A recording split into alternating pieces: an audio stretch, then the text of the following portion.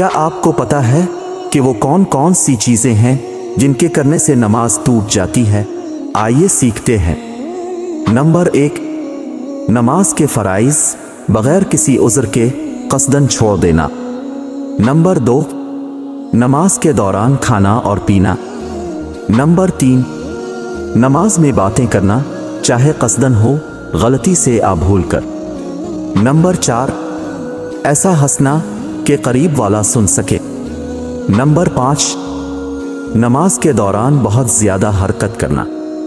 Number 6، نماز میں قبلہ سے رخ اور سینہ پھیر لینا۔ نمبر 7، نماز میں سطر کا کھل جانا۔ نمبر 8، نماز کے دوران وضو کا ٹوٹ جانا۔ نمبر 9، بغیر کسی وجہ کے گلہ صاف کرنا۔ نمبر 10، درد یا مصیبت کی وجہ سے نماز میں رونا۔